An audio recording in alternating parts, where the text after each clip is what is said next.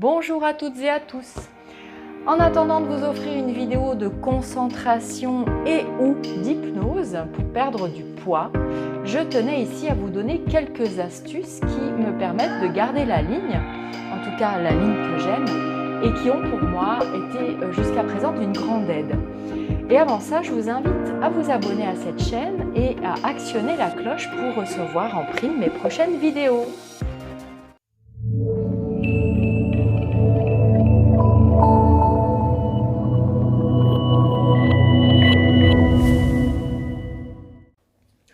Alors j'avoue humblement que ma conscience n'est pas assez structurée pour modifier le poids de mon corps ou mon état de santé instantanément, comme nous aurons très certainement la capacité de le faire dans le futur.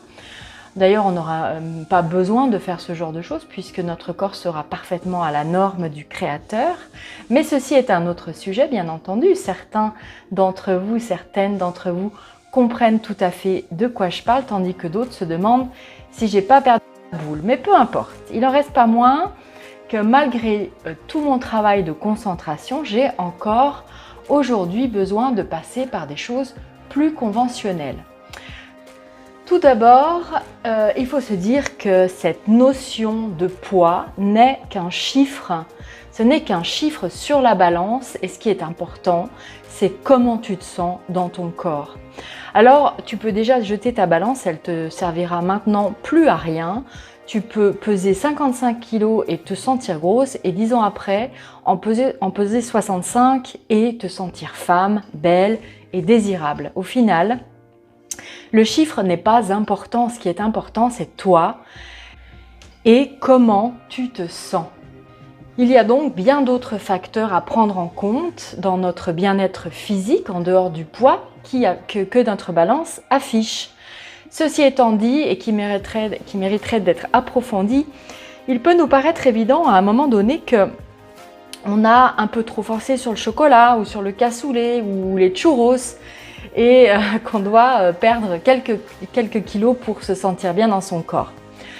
Alors, je vous délivre ici quelques astuces qui fonctionnent parfaitement bien pour moi et qui, j'espère, vont vous apporter une quelconque aide. La première astuce, je l'ai citée dans une autre vidéo, c'est tout simplement de poser vos couverts entre chaque bouchée avant de remplir à nouveau votre fourchette. Concrètement, vous enfournez votre première bouchée et puis pendant que vous mâchez, doucement, en conscience, vous posez vos couverts sur votre assiette. Ensuite, vous mettez à nouveau de la nourriture dans votre fourchette que vous portez à votre bouche et ainsi de suite.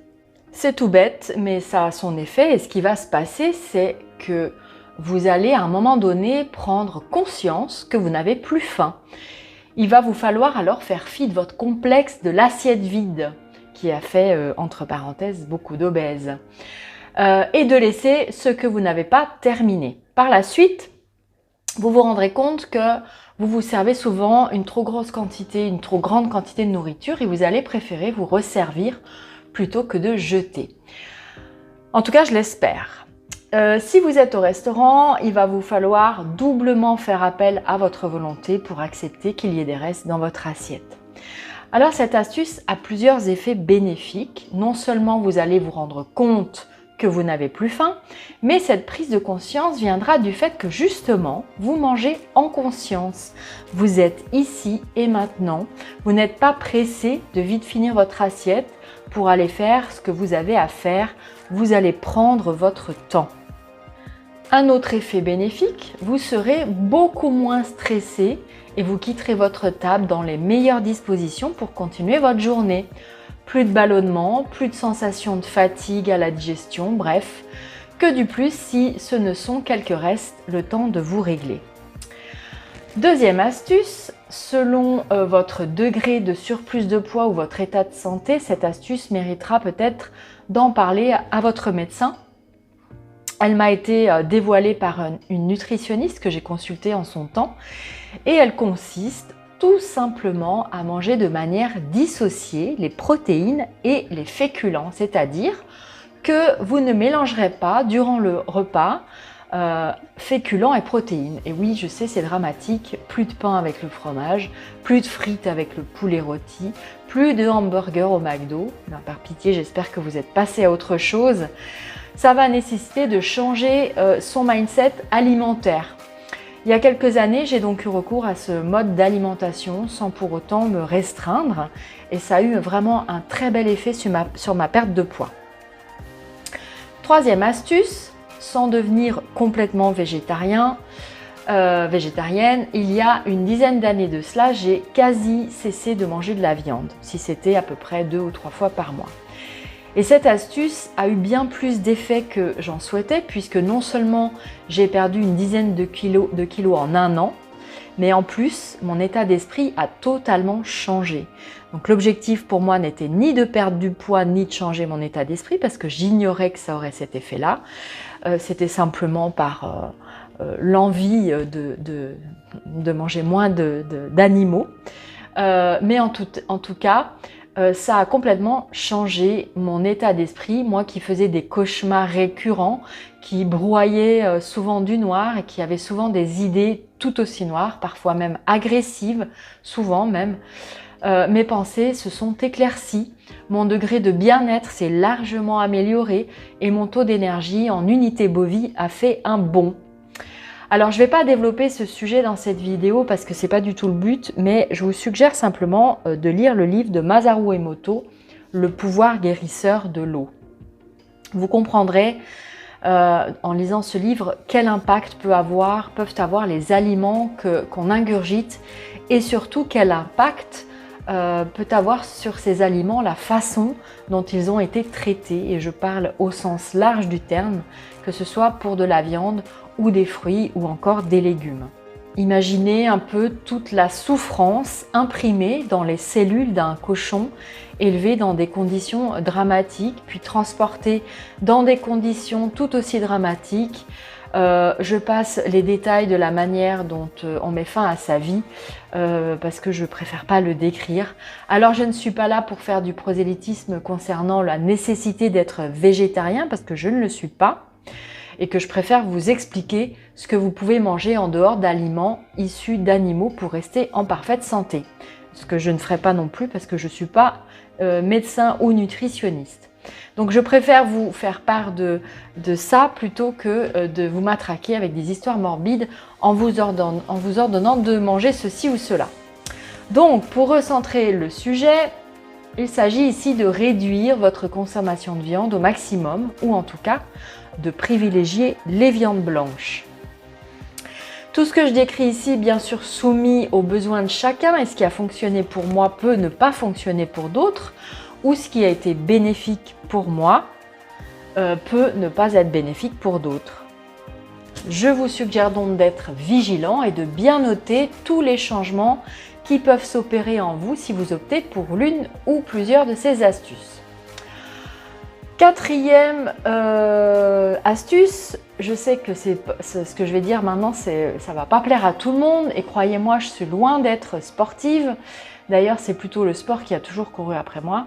Il n'en reste pas moins que l'activité physique reste un excellent moyen de perdre rapidement du poids ou en tout cas les mauvaises graisses. Je dis ça parce qu'il semblerait que les muscles pèsent plus lourd.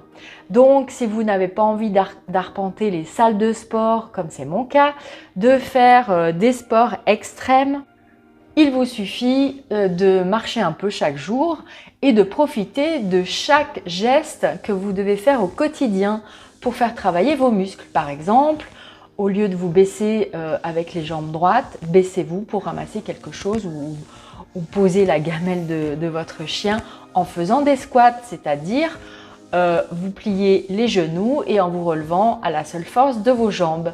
Vous pouvez aussi profiter des moments où vous faites le ménage pour faire du sport. J'imagine qu'il existe pléthore de vidéos sur YouTube qui vous montreront comment faire. Et puis certainement plein d'autres vidéos pour profiter de votre quotidien en bougeant vos fesses. Sinon, rien de mieux qu'une balade pour sortir le chien ou simplement se dégourdir les jambes. Ne serait-ce que 10 minutes, c'est mieux que rien et en tout cas, c'est mieux que de rester sur votre chaise de bureau ou dans votre canapé. Bien sûr, le plus longtemps, c'est toujours le mieux. Il reste primordial que la façon dont vous pensez à votre corps et donc dont vous le voyez, dont vous l'appréciez, dont vous lui parlez, est un élément fondamental du résultat que vous obtenez. Alors n'hésitez pas à vous regarder dans une glace, à vous concentrer sur ce qui vous plaît le plus, à vous congratuler, à vous envoyer des fleurs, en gros, si je peux me permettre l'expression, à vous aimer. Bannissez toute autre considération négative, elles vous seront d'aucun secours, ça sert à rien et puis ça vous desservira même. Et enfin, il y a un autre élément fondamental qui vous permet d'obtenir ce que vous souhaitez et c'est d'une telle simplicité que nous oublions la plupart du temps de le faire, c'est tout simplement de demander à nos guides ou à l'univers ou à l'énergie divine ou bien au créateur, c'est selon vos convictions et vos affinités pour ces termes, c'est donc de leur demander ce corps aux formes harmonieuses que vous désirez. Je ne dis pas ce corps mince ou ce corps svelte ou tout autre adjectif, car c'est totalement subjectif. Personnellement, je préfère avoir des formes alors que d'autres vont préférer être sèches.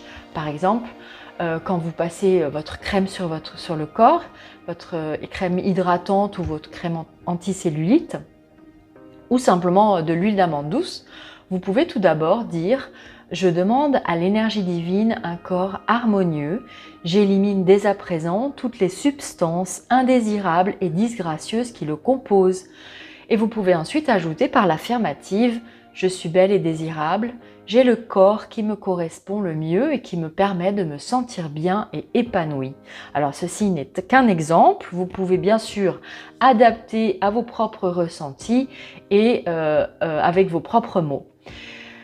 Donc, il me semble avoir fait le tour de tout ce que j'avais à vous dire aujourd'hui concernant ce sujet qui préoccupe beaucoup d'entre vous. Et comme je l'ai dit au début, je projette de faire une vidéo d'hypnose pour perdre du poids et puis peut-être un protocole de concentration pour ceux qui disposent d'un PRK1U. En attendant, je vous souhaite à toutes et tous une merveilleuse journée ou une merveilleuse soirée. Je vous dis à très bientôt. N'oubliez pas de vous abonner à cette chaîne pour me soutenir et je vous embrasse. Bye bye!